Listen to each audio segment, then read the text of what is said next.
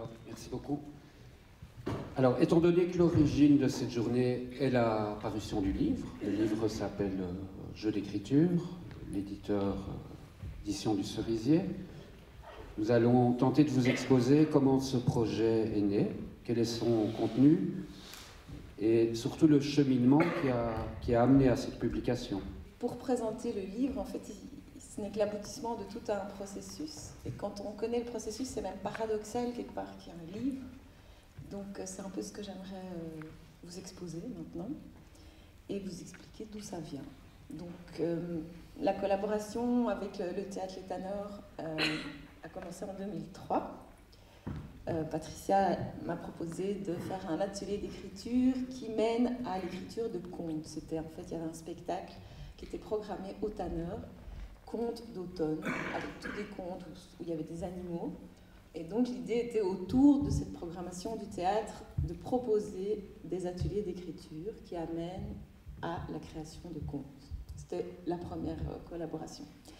Et puis, il y a eu d'autres possibilités de collaborer, que ce soit par rapport à la programmation du théâtre ou par rapport au quartier, parce qu'il se passait des choses dans le quartier, il y avait possibilité de faire des ateliers avec des associations, par rapport à des événements différents. Donc ça a continué, ça s'est prolongé. Et à chaque fois, la caractéristique de ces ateliers-là, c'était qu'il y avait au départ un objectif qui était défini. Donc l'écriture, on écrivait pour obtenir un conte ou un spectacle, quelque chose qui au départ était déjà prédéfini. Ça, c'est ce qui caractérisait ces premiers ateliers. En 2006, je suis partie en Italie et j'ai donné des ateliers là-bas et des choses qui étaient en suspens, qui déjà m'avaient intriguée, se sont rassemblées pour faire en sorte que mon approche de l'écriture s'est modifiée. Là, tout à coup, que ce soit des expériences que j'avais observées dans le mouvement Cobra, ou chez les surréalistes, ou chez des auteurs que j'avais lus qui m'avaient intéressée, tout à coup, le fait d'être dans une autre langue, d'avoir d'autres sons, d'autres images, a transformé le fait d'approcher l'écriture comme quelque chose, non plus uniquement comme un moyen d'exprimer des choses, ce qui est fondamental et important, mais aussi de pouvoir comme explorer l'écriture pour elle-même, par rapport au son, par rapport aux images, et donc aussi dans le lien avec l'improvisation. Donc improviser, c'est vraiment dans le sens de faire avec ce qui surgit, et non pas prévoir d'abord tout ce qu'on va écrire et puis chercher la meilleure manière de le faire, mais être à chaque moment dans les mots.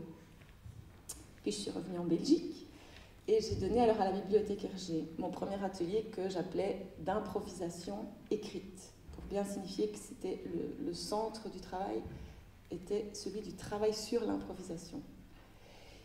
Et Patricia alors m'a proposé, ça s'est présenté la possibilité dans le cadre du partenariat avec le CPS de la ville de Bruxelles de donner ce type d'atelier au sein du Théâtre Les Tanneurs.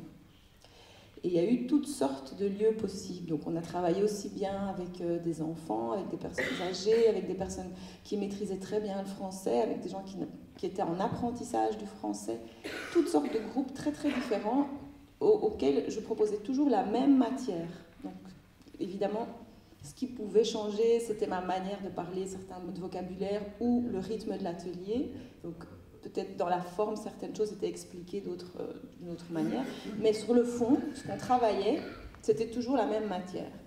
Et l'idée de base, c'était de proposer chaque fois 3 heures d'atelier, 3 fois. C'était le module qu'on avait mis en place parce qu'en dessous de ça, ça semblait difficile d'avoir accès vraiment à cette matière-là. Et parmi toutes les possibilités, parmi tous les groupes qu'on a rencontrés, il se fait qu'il y a eu 2 homes. Donc il y a eu l'Institut Pacheco et la maison de repos et de soins aux Ursulines.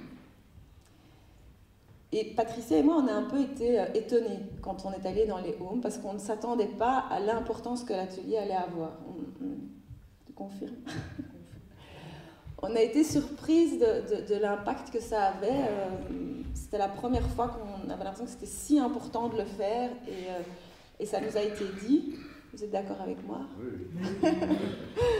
Nous avons eu des témoignages comme quoi il y avait peu de stimulation, peu de moments possibles où on se sentait vraiment agir et inventer, partir dans l'imaginaire et retrouver des mots et jouer avec les mots. Enfin, tout ce que nous on s'est dit, tout ce qu'on a échangé, nous a fait dire qu'on ne pouvait pas s'arrêter après 3 fois comme c'était en général le cas et que ça n'aurait pas de sens de ne pas continuer. Enfin, on a eu des grandes discussions, on s'est dit on continue. Et maintenant, ça fait 2 ans qu'on va dans les deux homes. Et bon, voilà, les personnes qui étaient là ce soir étaient les personnes qui venaient des... Pardon? Ce matin. Ce matin, il fait noir, alors c'est le soir.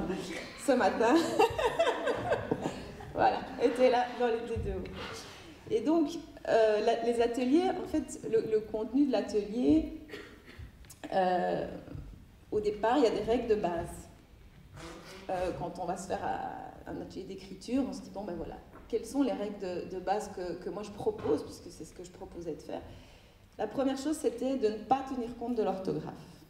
Donc ça, c'était vraiment, il y a des endroits où c'est important, mais dans l'atelier tel que je le conçois, et pour réellement pouvoir se laisser aller, on ne se préoccupe pas de l'orthographe. Une autre chose aussi, c'est qu'on n'utilise pas la ponctuation, on ne s'arrête pas d'écrire, et s'il n'y a rien qui vient, si on est occupé à écrire et que rien ne surgit, eh bien on répète. Hein? Oui. On répète la même chose. Exact, on répète la même chose.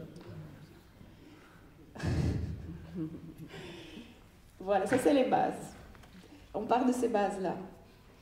Et les ateliers commencent aussi par comme des exercices d'échauffement où on associe les mots. On travaille vraiment... L'idée aussi, c'est que quand on parle d'écrire, souvent on se dit, ok, les mots on connaît, ça va, il faut juste maintenant qu'on trouve les bons mots et qu'est-ce qu'on va dire d'intelligent et de formidable. Et en fait, l'idée c'est au contraire de revenir sur les mots. Est-ce que réellement on prend le temps de regarder les mots, écouter les mots, voir les images qu'ils nous envoient, quels sons ils nous donnent, et qu'est-ce qu'on peut faire avec cette information-là et ce lien-là avec le mot. Donc plutôt que de dominer, dire voilà, hop, hop, je choisis les mots et j'écris et je dis des choses, ce qui a son intérêt, j'en conviens. Ici, c'était plus, je prends un mot et il m'envoie où? C'est le mot qui m'envoie quelque part, en fait. Comme le type d'association qu'on peut faire au début de l'atelier, par exemple, quelqu'un propose le mot soleil, une association par le sens va nous dire tiens, soleil, ça me fait penser à vacances, été. Donc on joue sur les associations de sens et à chaque fois on repart du dernier mot, ce qui peut nous faire voyager très loin, comme vous l'avez pu entendre lors des lectures. Les associations jouent aussi sur le son. Soleil peut aussi m'envoyer sur solitude, qui peut m'envoyer sur... Voilà, et on continue à voyager, à s'éloigner du premier mot en fonction des associations. Et donc on part des mots, et dans les textes, on reste dans ce même état d'esprit. C'est-à-dire dans cette idée qu'on ne prévoit pas, au départ, la forme, ce qu'on va faire, mais qu'on écrit toujours, et on repart toujours de ce qui vient d'être mis sur le papier. Ce qu'on a très bien entendu aussi tout à l'heure. Et évidemment, ça demande à la fois d'être disponible à chaque instant, parce que dit comme ça, on se dit bon, d'accord, je vois, mais ça demande énormément en fait de travail, de pouvoir trouver cette disponibilité, de ne pas s'accrocher à un fil qu'on a décidé de suivre, de ne pas se préoccuper du résultat, accepter aussi que les choses puissent avoir l'air absurdes, accepter d'être surpris. Donc en fait, c'est vraiment tout ça qu'on travaille ensemble au travers de ces textes, de ces ateliers.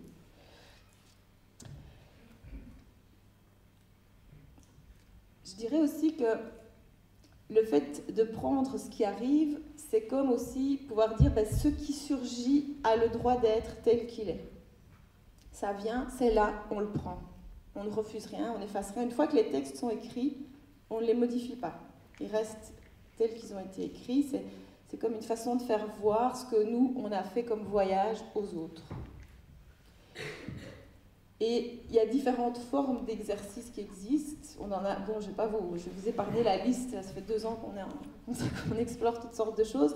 Mais par exemple, pour vous donner juste quelques petits exemples, il y a des textes qu'on écrit totalement seul en partant d'un mot. Il y a des textes qu'on écrit sur un territoire, toujours dans ce même état d'esprit, mais sur un territoire, parce qu'on a vu une photo ensemble, ou un tableau, ou écouté une musique, ou sur un mot, par exemple. On peut se dire, ben maintenant, on a un territoire qui est, par exemple, le mot escaladier, et on écrit, on se laisse aller à partir de l'idée qu'on est sur le territoire de escalader, par exemple. Ou certains textes aussi qu'on écrit collectivement. Donc, quelqu'un commence à écrire et dit tout haut ce qu'il est occupé à écrire.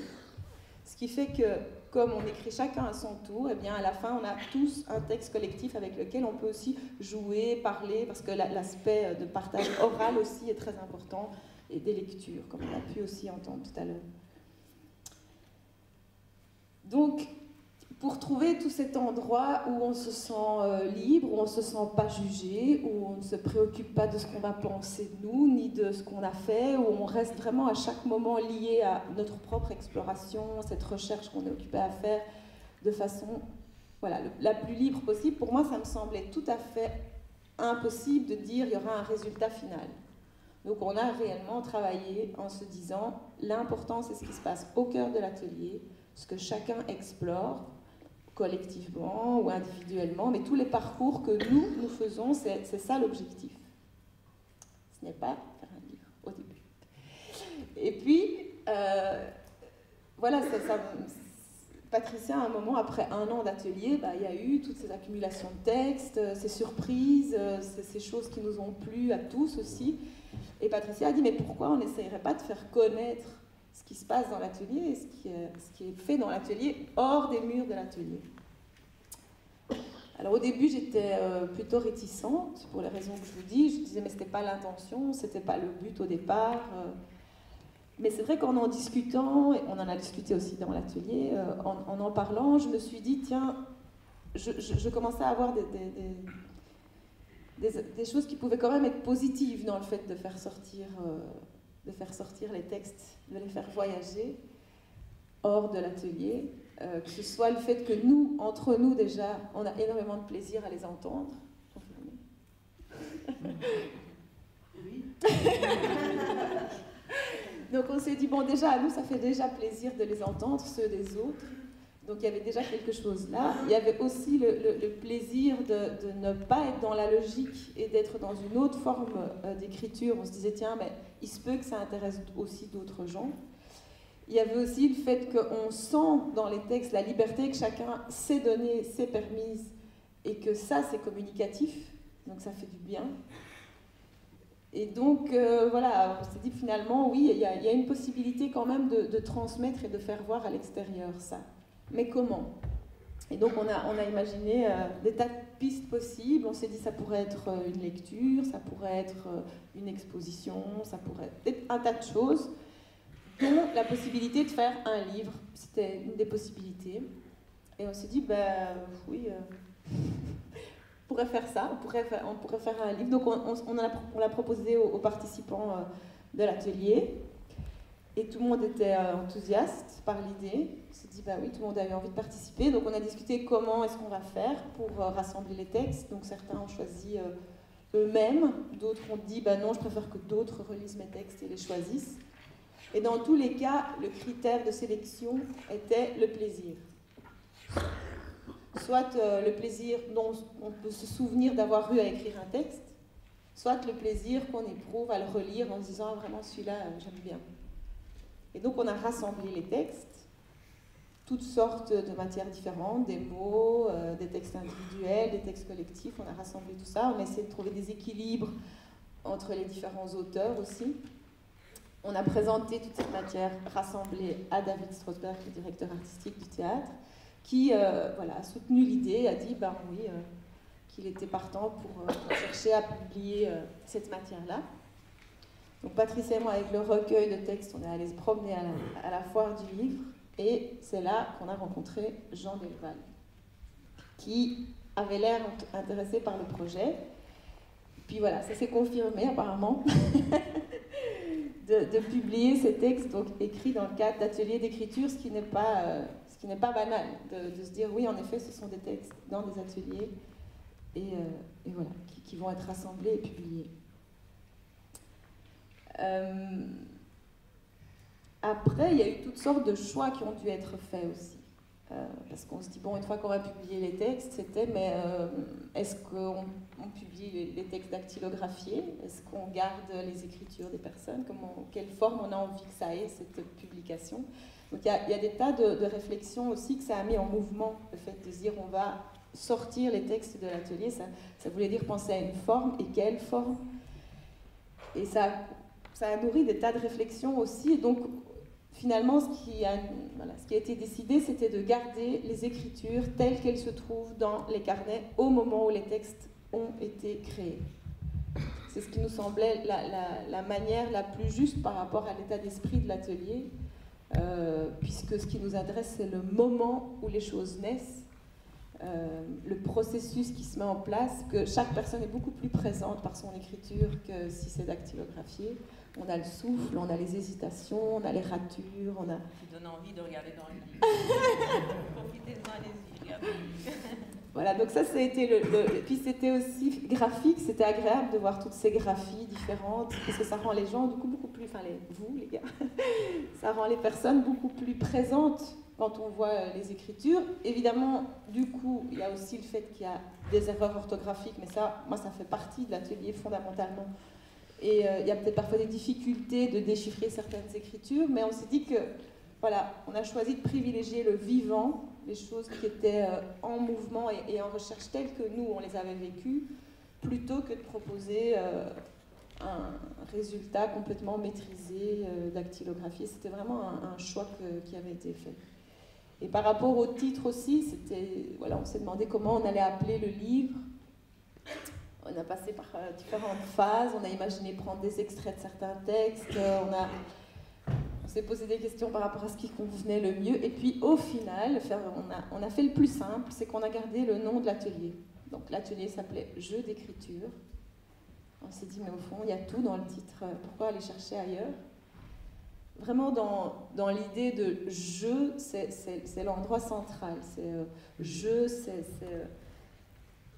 c'est-à-dire qu'il y a des règles en même temps, c'est-à-dire qu'on s'implique aussi, parce que jouer, quand on joue, on y va, on essaye des choses. Jouer, c'est aussi prendre des risques, même si c'est d'une manière sécurisée, c'est oser faire des choses. Et donc, voilà, dans jeu d'écriture, ça nous semblait assez clair à ce moment-là, et même par rapport aux consignes, parce que, voilà, moi, je donne des consignes, mais dans mon état d'esprit, on n'est pas obligé de suivre la consigne telle que je la donne, pour autant qu'on en soit conscient. Donc, ma consigne est une proposition d'explorer quelque chose. Si au cours de l'écriture, quelqu'un se dit « Tiens, moi j'ai plutôt envie d'aller par là que de ce qui m'a été proposé », pour moi ça ne pose aucun problème, pour autant qu'on en ait conscience. Donc il n'y a pas eu un malentendu par rapport à la consigne, mais que ce soit clair pour tous ce qu'il est occupé à faire. Donc voilà, la présentation du livre. Et maintenant, je passe la parole à Patricia. Parce que j'ai vraiment besoin des micros. Puisque ces micros-là servent à ça. Donc, je les dépose. Donc, moi, je vais vous parler du cadre de l'atelier, de sa mise en place.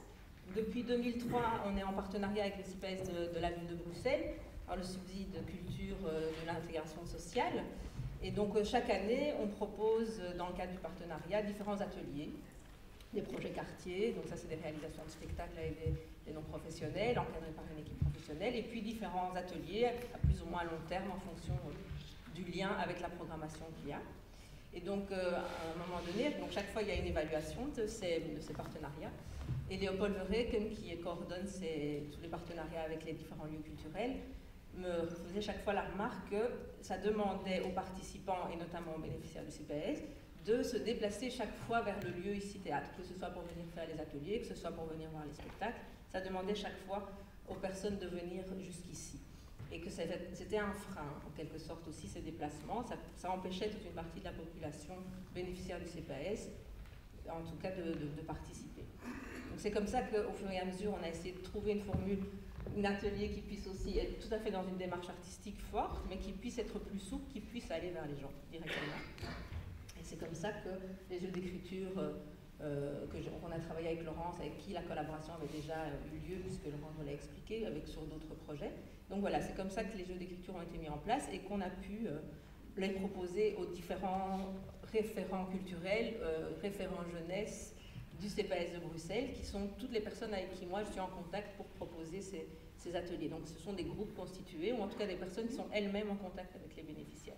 Les ateliers ne sont pas limités uniquement aux personnes bénéficiaires du CPAS, mais ici, dans le cadre des jeux d'écriture, ça a été le cas, puisqu'on pouvait aller dans les lieux directement, notamment les homes de personnes âgées. C'est comme ça que les ergothérapeutes qui sont là, Madame Black, Fatima, Emmanuel Black et Nicolas et Karine ont accepté de prendre ces ateliers, parce que c'est pas si évident non plus de se dire, bon voilà, on va proposer à des bénéficiaires, aux personnes qui sont là, de venir faire un atelier de jeu d'écriture. Qu'est-ce que ça veut dire, c'est quoi? Donc voilà, il y a aussi cette prise de risque, cette confiance partagée avec les différentes personnes qui sont les intermédiaires, qui sont les travailleurs sociaux intermédiaires pour proposer cette démarche.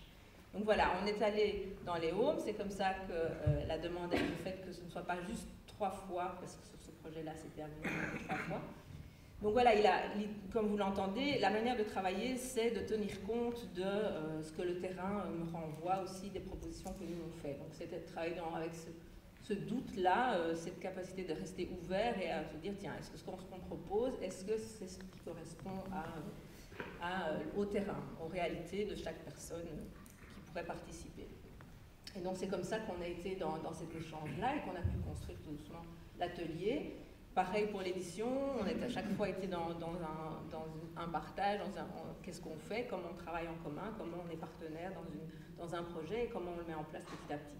Évidemment, l'impulsion, elle vient ici du théâtre, elle vient des artistes qui sont programmés par David Strasberg, le directeur artistique ici d'Étanneur. Toute l'impulsion vient des artistes, mais après, comment ça se met en place sur le terrain, comment tout ça évolue, on le fait vraiment en étant à l'écoute aussi bien donc, des institutions qui nous financent pour ça, comme le CPAS, que des partenaires sociaux, les travailleurs sociaux qui sont au premier relais, que des participants, que des artistes. Voilà, c'est toute une coordination comme ça à avoir, une attention pour ne jamais être on impose, mais vraiment dans la co-construction, dans la volonté d'être dans un projet qui appartient à tous ceux qui y participent.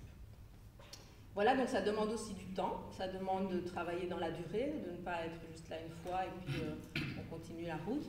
Donc on essaie aussi chaque fois d'inventer des cadres qui puissent permettre que ça continue. Donc par exemple, les personnes qui participent au jeu d'écriture peuvent aussi venir voir des spectacles dans le cadre du comité de spectateurs ou participer à d'autres ateliers. Vous avez vu que dans les auteurs, il y a des personnes qui ne sont pas dans les homes parce qu'à un moment... Très bien, donc parce qu'à un moment, au Home des Ursulines, on avait fait l'atelier avec Janine, qui est là cet après-midi aussi, ce soir, ça fait vraiment ce soir. Et à un moment, au Home des Ursulines, il n'y avait plus suffisamment de pensionnaires qui participaient à l'atelier. Et donc, par contre, il en restait une, Nicole, qui était, pour ne pas la nommer, qui était là et qui avait envie de continuer, donc on s'est dit on ne peut pas lâcher Nicole. Voilà. Alors on a demandé au Home s'il était possible de faire venir des personnes extérieures pour faire l'atelier. Donc une fois par mois, il y a Laurent, il y a Catherine, il y a Valérie, il y a Thierry qui est décédé, qui venaient dans le Home pour faire l'atelier une fois par mois. Voilà, on adapte à chaque fois aux réalités de terrain, dans cette durée-là, dans ce temps dans lequel il est possible de construire des choses. Voilà, avec chaque fois...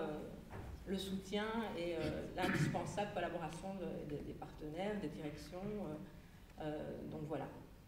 Voilà ce que moi je voulais dire par rapport au livre. Je pense que j'ai rien oublié. Jean, je te passe la parole. Moi, je vais vous raconter la vraie histoire. Vous savez, quand on raconte les vraies histoires, ça veut dire qu'on ment sans arrêt. Donc tout ce que je veux dire aujourd'hui, là, c'est du mensonge. Enfin, c'est mentir vrai. Il y a plein de mensonges et plein de choses vraies, mais je ne doute pas que vous ferez le tout. Voilà. Donc, Foire du livre de Bruxelles. Tu as besoin du micro. J'ai besoin du micro. Pas pour ta voix, mais pour l'enregistrement. Pas pour sa voix, mais pour l'enregistrement. Désolé, messieurs, dames. Foire du livre de Bruxelles 2012. Je suis là, assis derrière les 3 mètres carrés des éditions du Cerisier, avec tous les livres qui sont là. J'attends le client. Et tout à coup, je vois débarquer 2 jeunes femmes qui me disent, voilà, On a un manuscrit, il est formidable, il est génial, il est extraordinaire, exceptionnel et tout, donc vous allez le publier. Je les regarde et je leur dis, bon, ouais, peut-être, on peut réfléchir, ouais, si vous voulez. Bon, les deux jeunes femmes, le manuscrit, c'est un atelier d'écriture. Moi, Les deux jeunes femmes, l'atelier d'écriture, c'est à l'initiative du théâtre Les Tanneurs. Moi, in petto. Le grand théâtre Les Tanneurs de la grande ville de Bruxelles-Ville sollicite le petite maison d'édition qui est à la frange du Borinage. Waouh! Qu'est-ce que je fais? Est-ce que je les laisse dans l'expectative ou bien est-ce que je fonce? Moi, oui, on y va. Elle, waouh! Moi, yes! Voilà, on était embarqués dans un truc et depuis un an, les choses entre le grand théâtre des Tanneurs de la grande ville de Bruxelles-Ville et la petite maison d'édition qui est à la frange du... Ça se passe bien. Enfin, ça se passe encore bien, ça va, ça ne dérape pas trop. Voilà. Alors, puisque ça se passe bien, je vais continuer à déraper sur le terrain de la culture, évidemment. Parce qu'aux éditions du Cerisier, on est très attentif à la culture populaire. Et puisque c'est une maison d'édition, bien sûr, la particularité qu'est la littérature populaire. Ah, c'est quoi la littérature populaire? Ah ouais, bon, écoutez, parfois il vaut peut-être mieux utiliser d'autres terminologies, vous savez, des terminologies qui datent du passé, là, presque de la préhistoire, ça parle parfois mieux aux oreilles. La littérature populaire, en fait, ça s'appelle la littérature prolétarienne. Voilà, mais dans la littérature prolétarienne, vous voulez savoir ce que c'est? Je ne vais pas vous faire une conférence de 3h30 quand même. Donc alors je vais vous dire simplement que c'est un truc un peu bifide, quoi. Il y a deux branches. Il y en a une, c'est des intellos qui écrivent sur les prolos. Ça, c'est ce qu'on appelle la littérature prolétarienne indirecte. Et puis il y a la littérature prolétarienne directe, qui est celle des prolos qui écrivent aux prolos. Et ça, c'est la littérature directe, c'est comme un uppercut du gauche. Pour certains, il paraît que c'est assommant. Mais pour nous, ça va, ça nous plaît bien. Alors, ce qu'on essaie de faire, en fait, c'est de laisser des traces. Parce que la littérature prolétarienne et les écrits du monde du travail, ça existe depuis, je suppose, des siècles, mais il n'y a pas de tradition. Chaque fois, on a l'impression qu'on repart à zéro. C'est pas du tout le cas pour la culture, hein. Molière, grand Molière. On sait tout de lui à partir du moment, évidemment, où il a commencé à jouer avec Louis XIV, à je te tiens, tu me tiens par la barbichette. Mais le petit Molière, le Molière de l'ombre, pas du Roi Soleil, le Molière de l'ombre, il gazouillait comment sur les marchés, sur les places publiques? Personne n'en sait rien. Molière n'existait pas avant. À propos, si vous avez un copain ou une copine qui a un manuscrit du petit Molière, du Molière de l'ombre, la petite maison d'édition en frange du... Ça peut l'intéresser, hein, donc n'hésitez pas, venez, on fera waouh, yes, ensemble. Donc voilà, c'est ça qu'on voulait faire, c'est laisser une trace parce que, vous savez, la culture dite générale, elle a toutes ces traces-là, elle a ce feedback qui lui permet de se développer sans arrêt. Alors, en ce qui concerne ce qui se passe ici, c'est qu'il y a eu une invention. Oui, ce que je voulais dire aussi, c'est que la culture, en général, littérature, théâtre, art de la scène, sculpture, peinture, ça concerne quoi? En grossissant peut-être un peu les chiffres, 10% de la population. 90% restent en rade. Bon, si on ajoute le cinéma et si on ajoute la musique, on peut aller jusque 25% même. N'empêche, il y en a 75 qui restent en rade. Hein. Ça fait pas mal. Donc on se dit, on ferait peut-être bien s'intéresser un peu, un tout petit pourcentage de ces 75, pour essayer de grignoter un petit peu sur le non culturel. Et ça, c'est un peu ce qu'on essaie de faire, si vous voulez. Parce que ça, je ne vous en parle que sur la consommation culturelle. Si je vous place sur le terrain de la production culturelle, dont on a parlé tout à l'heure, là, vous pouvez diviser les 10% ou les 25% par 10. Hein. Donc ça veut dire que vous avez 99% de la population qui produit rien en culture, enfin entre 99 et 97,5, quoi. Ça, après 20 siècles de civilisation, ça laisse pantois, hein. Quelque chose qui ne va pas. Donc c'est à ça que nous nous intéressons, nous, petitement, avec nos petits moyens. Et ce qui s'est passé, d'une certaine manière, à la fin du XXe siècle, au début du XXIe siècle, c'est qu'on a inventé une nouvelle technologie. À mon avis, c'est à peu près la seule technologie de progrès qu'on ait inventée, c'est l'atelier d'écriture. Voilà. Avant, il y avait des écrivains prolétariens. Hein. On les voyait arriver, le mec tout seul, la madame toute seule. Ils peinaient comme ça, ils étaient crevés. Ils arrivaient avec une chemise avec 100, 200 feuillets comme ça. Et puis alors, on voyait qu'ils avaient travaillé comme des bêtes pendant 5 ans, 10 ans. Ils arrivaient crevés, des poches sous les yeux et tout. Enfin voilà. Ils disaient voilà, mon œuvre, 5-10 ans, vous ne pouvez pas imaginer tout ce que ça m'a coûté comme effort. Donc maintenant, vous allez le publier. Wow, yes. Pas toujours, hein. Enfin bon, voilà. Mais ici, ce qu'il y a de bien avec les ateliers d'écriture, c'est que ça nous amène vers le collectif. Et ça nous intéresse très très fort aussi. Parce que le collectif, c'est pour nous la passerelle vers l'éducation populaire. Alors c'est quoi l'éducation populaire? Oh, je ne vais pas vous faire une conférence de 3h30 là-dessus. De toute façon, il y en a qui l'ont fait beaucoup mieux que moi. C'est un monsieur qui s'appelle Franck Lepage et qui a écrit un ouvrage publié dans une petite maison d'édition à la frange du Borinage. Et ce titre, c'est L'éducation populaire, monsieur, ils n'en ont pas voulu. Je crois qu'il y en a quelques exemplaires qui circulent ici sous le manteau. Ça coûte 9 €. Si ça vous intéresse, voilà, il est là. Donc Franck Lepage a fait ça sur l'éducation populaire. Et ce qui nous intéresse dans l'éducation populaire, c'est que c'est une excellente passerelle vers la question du politique. Bon, ben, je ne vais pas vous faire une conférence sur la question du politique, ça serait plus que 3h30, donc c'est pas la peine de commencer. Mais en plus, je pense que c'est pas l'affaire d'un homme seul. La question est trop essentielle pour la laisser à un homme seul. Je pense que c'est des choses qui doivent faire l'objet de débats très précis, très mesurés, très structurés. Donc ce sera pour tout à l'heure.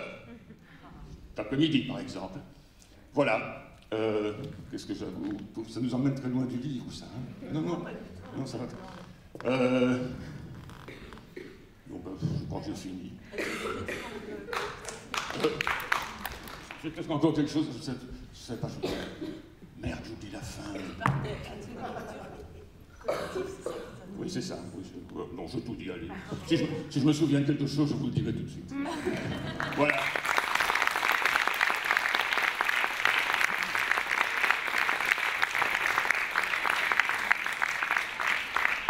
Si vous voulez savoir comment on a rencontré Franck Lepage pour faire wow, yes avec lui, tout à l'heure au bar en buvant un pot. Hein, je vous raconterai ça, ce sera une autre histoire, elle sera aussi fausse que celle que je vous ai racontée, ne vous inquiétez pas. Voilà, merci.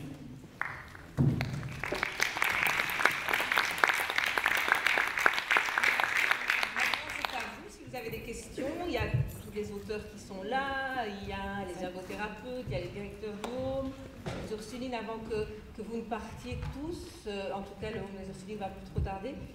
Si vous avez des questions à leur poser, c'est maintenant. Ouais, bien sûr. Moi je dirais merci aux gens qui nous ont. Je dis merci à tout le monde et à toutes les demoiselles qui nous ont aidés dans ce concert. Et je remercie le tanneur de nous avoir accueillis si gentiment. Voilà.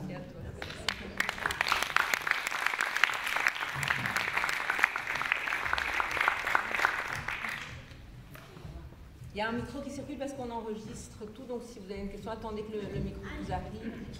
Comme ça, on peut garder une trace. Et Alain, je parle. Avant tout, merci. Merci pour la grande découverte de l'atelier. Mais le lieu, ici, les tanneurs, à côté de la place du Vieux Marché, c'est extraordinaire. Parce que quand je passe de chez moi pour venir ici, je regarde toujours par terre le sol. Et c'est pavé, c'est extraordinaire. Parce que dans les joints, il n'y a que des petits papilles qui traînent. Et c'est plein de mots. Et ça, c'est extraordinaire. À ce sujet-là, je voudrais vous faire part d'un tout petit livre que j'ai trouvé. C'est une dame, à laquelle c'est vieux, qui a écrit des recettes de cuisine. C'est un chef-d'œuvre. C'est plein de fautes. Je ne sais pas comment je pourrais faire la recette, mais je vais vous l'offrir. Merci. Mais c'est vrai que le lieu, dans le lieu, ici, c'est dans le quartier, c'est extraordinaire. Hein. Merci.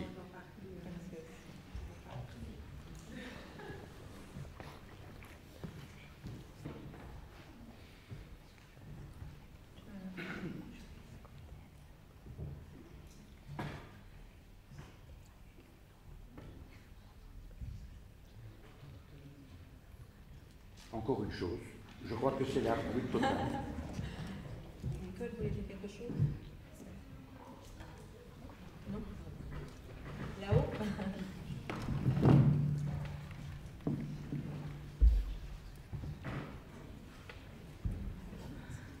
Moi, je voulais savoir pourquoi c'est arrivé le partenariat avec le Home, en fait. Pourquoi avec cette population-là? Ça, c'est dans le cadre du partenariat avec le CPAS de la ville de Bruxelles. Donc, le CPAS a différents lieux qu'il gère, et notamment, donc, toutes ces propositions sont faites aux différentes personnes. Donc, comme je disais, les référents culturels ou les référents jeunesse, ce sont des personnes qui, dans les ou bien les ergothérapeutes, ici, mais peut-être vous pouvez plus répondre, Karine, Nicolas ou Emmanuel, sur cette question-là. Voilà, on fait cette proposition au travailleur social, et c'est le travailleur social qui met en place alors, qu'on convie les bénéficiaires du CPS ou les personnes à participer. Je réponds à votre question. Non? Pourquoi cette population? On n'a pas choisi spécialement, on n'avait pas une volonté, Laurence, spécialement de toucher une population de personnes âgées ou d'aller spécifiquement dans le haut. L'atelier de jeu d'écriture était prévu pour aussi bien des enfants, des adolescents, des adultes que des personnes âgées. Et il se fait que Nicolas, que les ergothérapeutes ont choisi de faire cet atelier. Donc peut-être vous pouvez répondre. Karine et Nicolas aussi, vous voulez.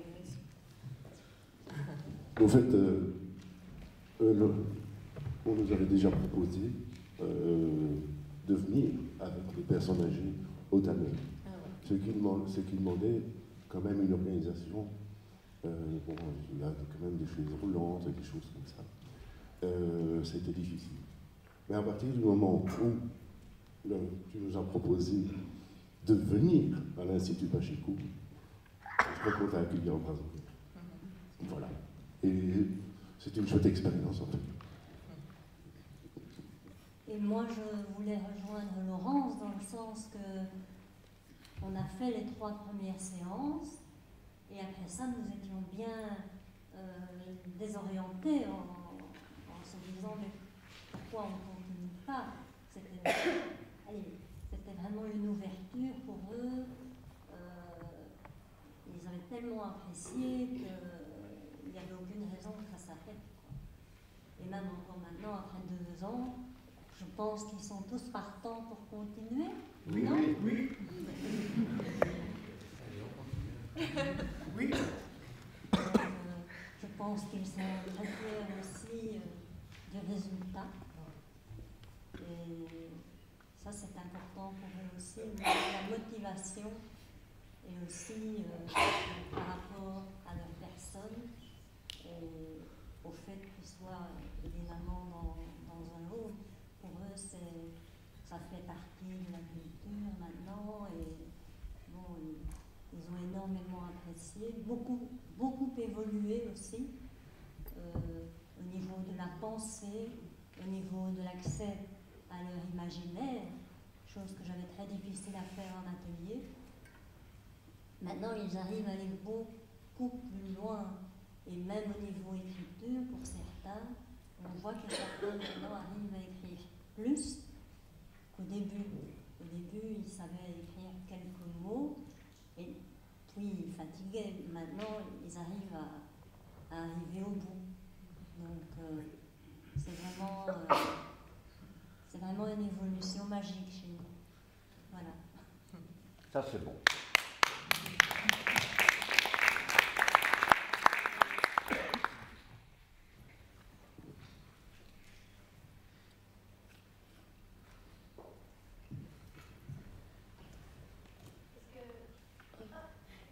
Juste une question là et puis on tape.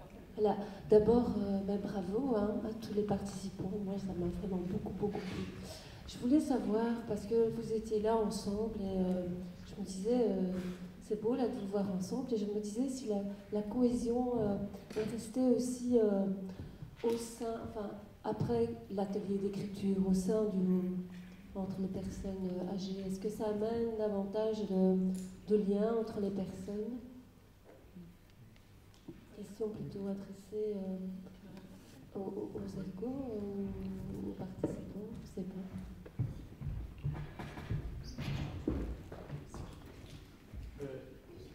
Moi, personnellement, écrire ensemble, se réunir ensemble, avoir des idées qui tombent d'un coup et trouver cela comme un livre est quelque chose vraiment de très intéressant entre les relations humaines.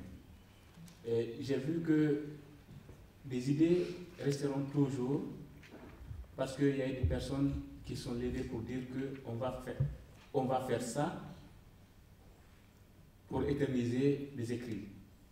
Seulement, je déplore l'absence de certains avec qui on avait commencé le projet, mais qui par manque de santé ou de santé, je peux dire comme ça, manque de santé, n'ont pas pu aboutir comme nous les autres.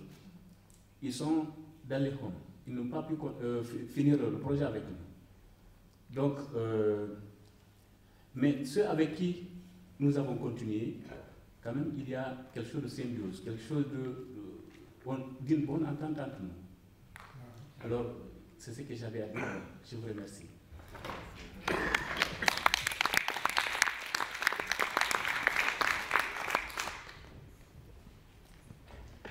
Oui, moi je voulais savoir si le fait qu'un théâtre soutienne ce genre de projet dans des homes avait pu générer d'autres intérêts auprès des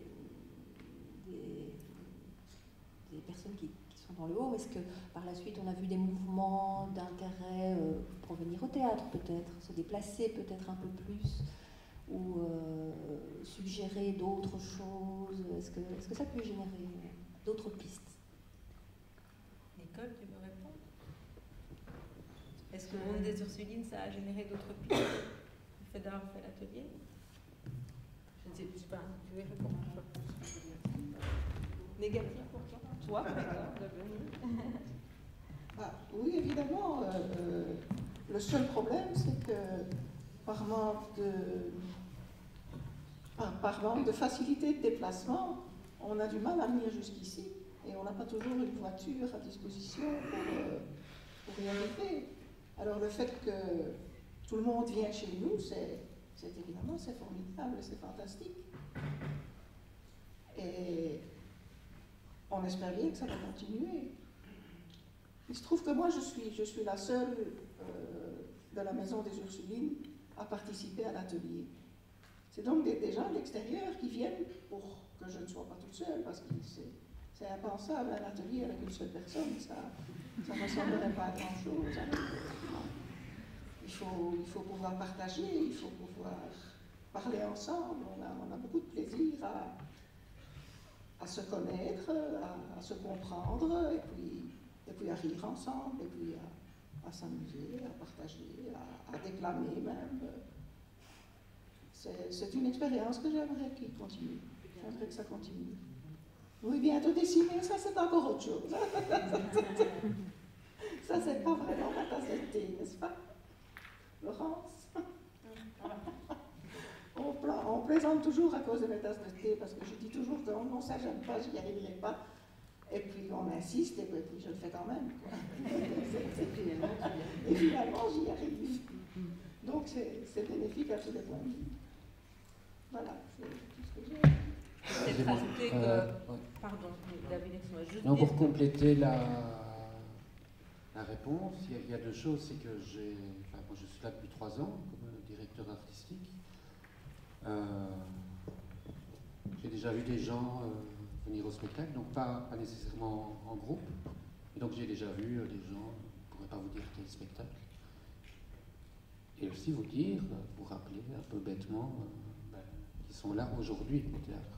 Et que pour moi, c'est ça aussi le livre. Voilà, aussi. C'est sûr que là, aujourd'hui, on a M. Kénis, le directeur de l'Homme des Ursulines, était là et il y avait plus de pensionnaires qu'à l'habitué, mais Nicole, depuis qu'on est venu, il y avait aussi Janine et sa sœur, Hubert, qui sont venus aux petites conférences. Quand c'est le soir, c'est plus compliqué, mais dès qu'on a une programmation en après-midi, on a eu des représentations les dimanches après-midi, les petites conférences le samedi, ou même l'atelier Trace qui est le jeudi après-midi avec Catherine Martin qui est là. Donc voilà, c'est plus facile. Le soir, c'est un peu plus compliqué d'organiser, puisque les maisons, ces maisons de soins, ces homes ont des règles aussi assez strictes. Donc c'est aussi pour ça que ça avait beaucoup de sens de continuer. On parle quand même de lieux d'enfermement pour plein de raisons, que ce soit pour la santé, pour un tas de raisons. C'est pas spécialement des lieux souples pour pouvoir bouger. Mais ces partenariats, ces différents ateliers sont aussi les projets quartiers aussi, c'est l'objectif de faire des liens, de faire en sorte que ce soit la première porte pour pouvoir assister aux représentations aussi, c'est vraiment l'objectif.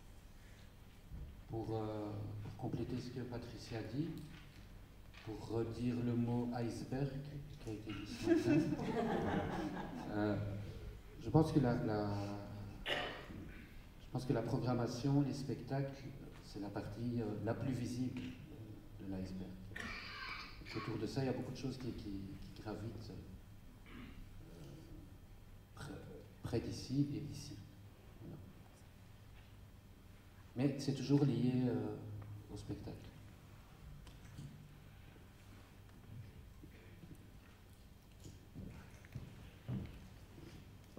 Bonjour Lionel Télène.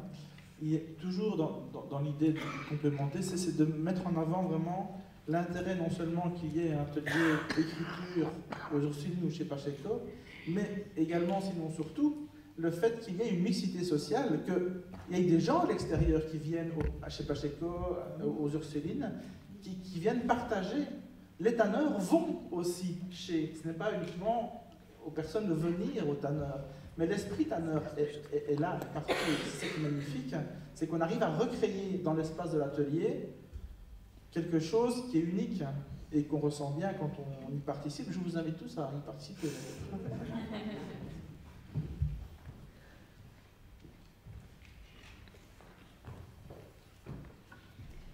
Vous avez 4 réponses.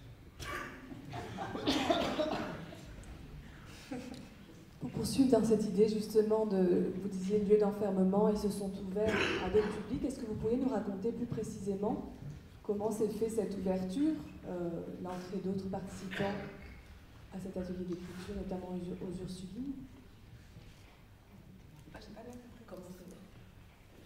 Donc, si j'ai bien compris, il y avait Nicole au départ et d'autres participants aux Ursulines à cet atelier d'écriture. Vous avez expliqué que comme elle allait se retrouver seule, vous avez fait rentrer d'autres publics qui ne sont pas des publics du Aube, qui viennent d'où justement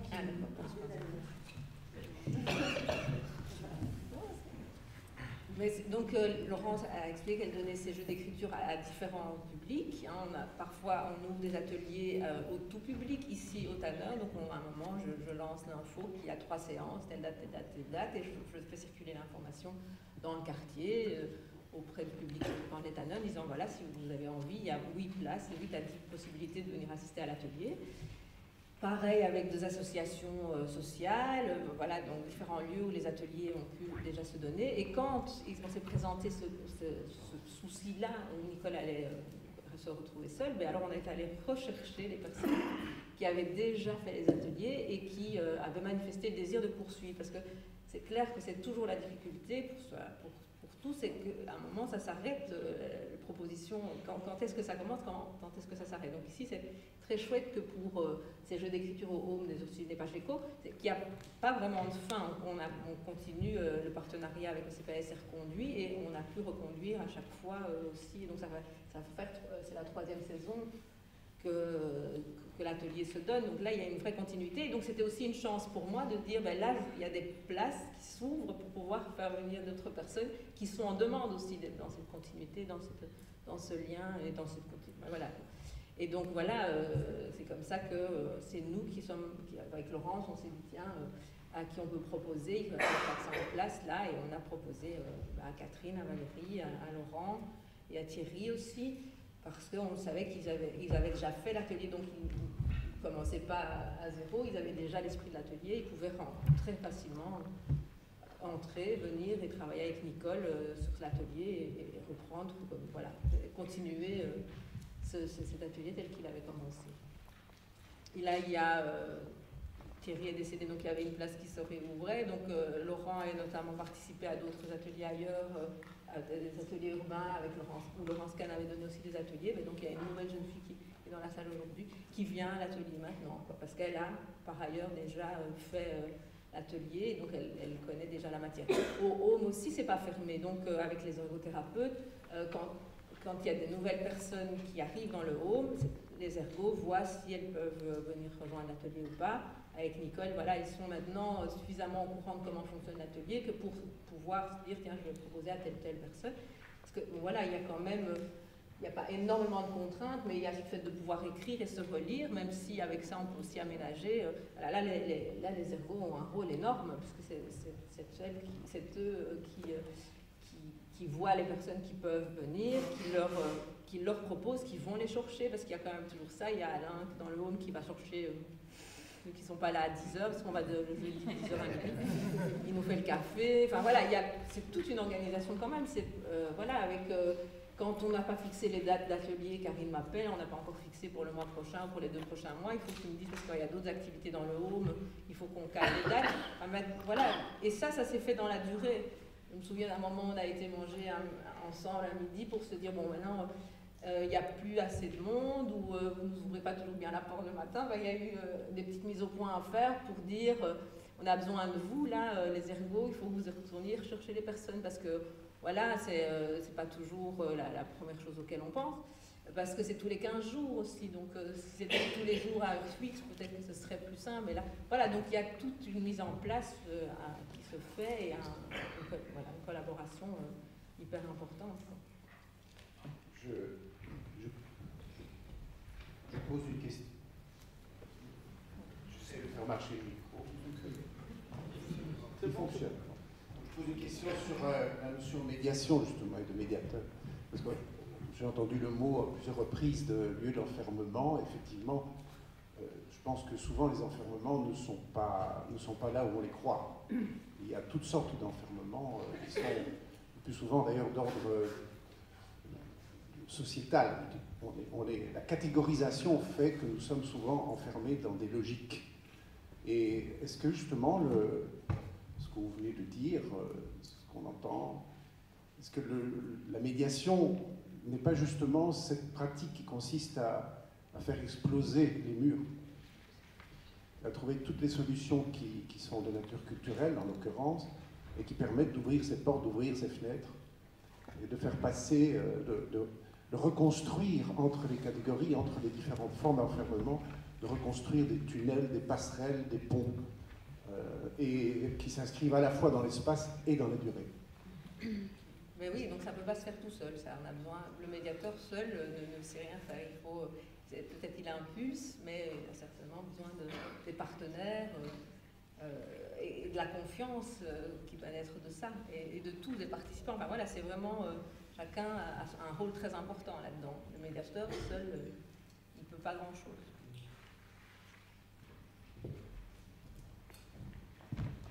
Sur base de ce que je vois aujourd'hui, c'est la première fois que j'assiste à une réunion de groupe. Je crois je voudrais dire merci au public, parce qu'on a la grande liberté de pouvoir s'exprimer. Et ça, je crois que c'est un grand cadeau. Parce que c'est pas évident de parler et de s'affranchir, parce qu'à travers les mots, on s'affranchit. Et c'est pas une thérapie de groupe, mais ça fait du bien. Merci.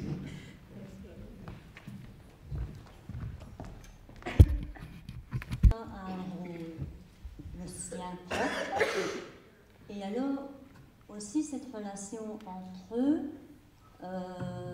le fait d'aller chercher les uns, que certains préparent le café, d'autres mettent les tasses à table.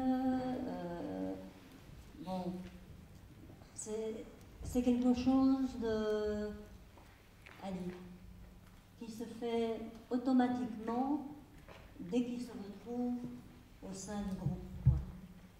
Et ce qui est très bien aussi, c'est que chacun s'exprime comme il l'entend et aussi respecte, mais alors d'une façon magistrale, ce que les autres pensent, écrivent, disent, sans aucun jugement.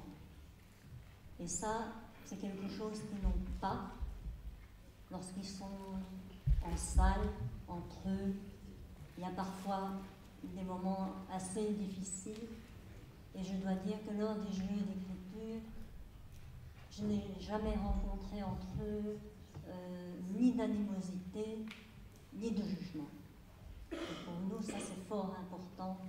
C'est quelque chose qu'on doit régulièrement recadrer lorsqu'ils se retrouvent un peu laissés à eux-mêmes. Là, il y a un manque parfois de respect les uns vis-à-vis des autres. C'est pour ça qu'on aime bien que les jeux d'écriture continuent, et pour eux, pour leur évolution, et aussi pour leur montrer qu'on peut respecter les autres en s'amusant, en jouant et en riant.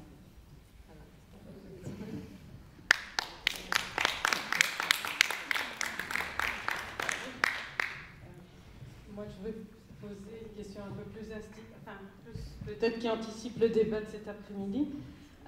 C'est autour du concept de médiation culturelle, cognitive, qui est le thème de la journée, et à travers ce que vous avez expliqué. Moi, je suis responsable du secteur des centres d'expression et créativité, et les types de travail que vous avez décrits, ils se mènent aussi dans ces lieux qu'on subventionne, avec la même démarche, la même qualité, on essaie. Et on parle en général d'ateliers, de travail socio-artistique. On n'utilise pas le terme de médiation culturelle. Alors j'essaye de me dire pourquoi est-ce que dans les lieux, les institutions théâtrales et les lieux de diffusion artistique, on utilise de manière préférentielle le terme de médiation artistique. Et c'est parce que, au départ, je pense, il y a la volonté de faire accéder un langage public aux œuvres. Et donc, j'ai envie de rebondir sur ce que vous avez dit tout à l'heure, en disant il y a toujours un lien avec le théâtre et avec le spectacle. Et moi, je l'ai, à part que j'ai assisté à une représentation théâtrale, mais dans ce que vous avez dit, je n'ai pas senti tellement l'articulation avec justement ce travail de médiation artistique tel que j'en ai la compréhension. Et donc j'ai plus l'impression, mais c'est du vocabulaire, et c'est pas des jugements de valeur, hein, c'est du vocabulaire, mais j'ai plus l'impression qu'on est dans un travail socio-artistique de très haute qualité, si je puis dire. Et comment est-ce que vous vous positionnez par rapport à ce concept de médiation artistique, par rapport au théâtre, à l'institution? Et donc, quand j'ai dit qu'il y a... Ça marche? Oui. Quand je dis qu'il y a un lien envers la programmation, c'est plutôt un but. C'est qu'on ne se retrouve pas totalement à côté de la programmation. Alors moi, je vois déjà deux petits rapports. C'est qu'il y a des gens qui participent à l'atelier, qui viennent, même si c'est une personne, qui viennent à une représentation et qui peut-être après même inconsciemment écriront par rapport à ce qu'ils ont vu. Et je reconnais aussi une chose, c'est qu'ici on vise une diversité dans la salle, mais qui n'est pas exclusive culturellement, socialement. Enfin, on cherche toutes les diversités. Et ce que j'ai vu à la lecture aujourd'hui, c'est un peu les spectateurs dont je rêve d'avoir dans la salle. Sachez que les représentations, c'est écrit dans aucun livre de théâtre, hein, mais les représentations où dans le public les gens sont extrêmement différents, où il y a le plus de différences possibles, ça fait beaucoup de bien aux comédiens. Donc je vois des rapports indirects. Donc Voilà, là, c'est vrai qu'on sort. Mais c'est un artiste qui sort. Voilà. Et ceci, c'est un artiste, c'est une démarche artistique. L'artiste va là, simplement, c'est complètement lié. Laurent peut compléter. Aussi dire, excusez-moi, je vais vous redonner la parole tout de suite. Aussi vous dire que Laurence et Patricia, en faisant ça, font d'autres choses et sont en lien avec d'autres choses qui ont attrait à la programmation tout le temps. Je ne vais pas dire qu'elles se baladent avec la brochure dans le sac. C'est un peu ça. Quand on va au Home des Ursulines, ben c'est les tanneurs qui y vont. Je suis sûr, je n'ai pas assisté, mais je suis sûr qu'à un moment donné, on parle d'un spectacle.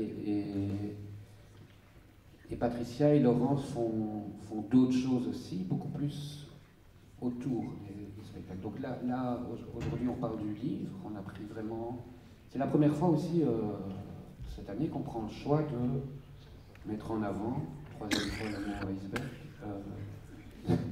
de mettre en avant la face la plus cachée de l'iceberg. Parce que, par exemple, il y a l'atelier Trace, ou le comité de spectateurs, qui sont beaucoup plus liés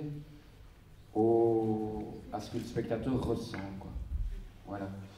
Mais tout ça est un ensemble et c'est quelque chose là qu'on ne peut pas exclure et je ne peux pas dire voilà, que c'est hors programmation. Ça, je ne peux pas dire. J'espère avoir alimenté la réflexion parce que c'est une réflexion qui est en cours chez moi aussi. Voilà. Je ne suis pas extrémiste. Travail. Et ce serait un danger de les enfermer dans une méthodologie. Quand vous avez exposé tout à l'heure les principes de l'atelier d'écriture, il y a un esprit de médiation qui est défendu à l'intérieur, qui n'a pas besoin d'être théorisé. C'est-à-dire qu'on doit, à mon avis, s'en affranchir parce qu'on travaille avec le public et on invente sa méthodologie dans le présent de l'action, dans le fait d'avancer dans l'action. Et ce qui sera intéressant peut-être d'évoquer cet après-midi, c'est si on fait une distinction finalement entre médiation culturelle, un terme comme ça un peu spécialisé, qui a des contours un peu flous, et action culturelle. Je pense qu'il n'y a pas véritablement de distinction à faire entre les deux.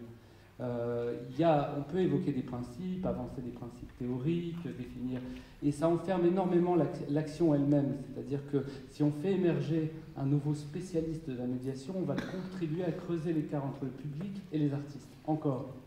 Et je crois qu'il faut faire très très attention derrière ce terme médiation culturelle à ne pas l'avancer comme une nouvelle spécialité. Ce serait extrêmement dangereux parce qu'on verrait arriver, alors justement je n'ai pas envie de tenir ce discours, on verrait arriver des spécialistes de la médiation qui vont dire voilà, nous sommes le spécialiste de relations entre les publics et les œuvres, etc. Je trouve ça extrêmement pénible, d'autant plus qu'on se rend compte dans les projets partagés, qui sont des projets socioculturels, on se rend compte que tous les outils de médiation sortent jour par jour, comme ça, dans la relation avec les publics. Je viens de remarquer que Laurent qui a lu, vient au spectacle, fait l'atelier Trace. Donc l'atelier Trace, je raconte très brièvement, hein, on en parlera pendant le déjeuner. Hein. C'est laisser des traces, donc c'est animé par Catherine Martin. C'est une tentative très forte de laisser des traces, des impressions sur les spectacles. Et vous verrez dans le Porche la première étape de ce travail. Laurent fait aussi partie du comité de spectateurs, un comité qui se réunit chaque vendredi avant le spectacle et où l'artiste vient se présenter et il vient au spectacle. Donc voilà. Laurent a plusieurs casquettes et je ne pense pas que ça a été organisé consciemment chez lui, quoi. Une chose a amené une autre. Voilà, je remarque qu'il est 11h45. Je me demandais s'il y avait encore une question. Oui. Bonjour tout le monde. Voilà, je suis arrivée un peu en retard, mais ce que j'ai entendu aujourd'hui et ce que j'ai retenu, c'est que j'ai fait une formation de médiation familiale. Et dans la médiation familiale, c'est pour bien se séparer dans l'intérêt de tout le monde. Et ici, je vois que c'est tout le contraire. C'est pour le bien, d'être bien ensemble, de se rencontrer et Et voilà, et ça me fait plaisir. Et je pense que toute cette démarche, c'est formidable, dans la mesure où on va aussi chercher les gens, parce qu'il y a beaucoup d'isolement dans les grandes villes, et bon, je dis ça comme ça en passant, et qu'il y a beaucoup d'êtres humains qui passent leur temps à regarder la télé passivement, et ça, c'est pas bon, c'est pas bon. Je pense que vivre ensemble, c'est pas regarder la télé ensemble. Voilà, ça me fait beaucoup de mal quand je dis ça. Merci. Bonjour. Ce que je trouvais intéressant dans ce travail ici, c'est qu'il n'y a pas d'obligation de résultat. Et qu'effectivement, comment rendre un travail dans lequel, me semble-t-il, il n'y a pas d'obligation de résultat à la base, comment le rendre effectivement visible aux autres. Et ça, je trouve vraiment très intéressant, et que je pense que dans ce processus de travail, c'est quelque chose qu'il faut mettre vraiment beaucoup plus en avant dans les projets artistiques et dans le lien avec le public. Voilà, c'est tout ce que j'avais à dire. Peut-être un dernier mot aux auteurs, si vous voulez rajouter quelque chose. Non. Serge, Laurent, et puis on va se Merci. Voilà, ce que je voudrais dire, c'est que ça fait à peu près 3 ans maintenant que je participe ici au Théâtre Les Tanneurs. J'ai été amené comme ça par quelqu'un. Bon, moi je ne connaissais absolument pas. Certaines personnes peuvent se trouver dans des situations assez difficiles, et c'était mon cas. Et en venant ici au Théâtre Les Tanneurs, en participant à plusieurs choses, je me suis retrouvé moi-même. J'avais des problèmes physiques également, de santé. Et bon, je participe aux ateliers Traces, aux ateliers d'écriture. J'ai participé à un très bon spectacle que vous devez regarder, qui se trouve sur la vidéo, qui s'appelle Personne. Je crois que c'est un des plus beaux spectacles qu'on ait fait ici au théâtre. Non, c'est le plus beau. C'est le plus beau. Et donc, je veux dire que tout ça m'a permis de me retrouver, aussi bien physiquement, socialement et intellectuellement aussi.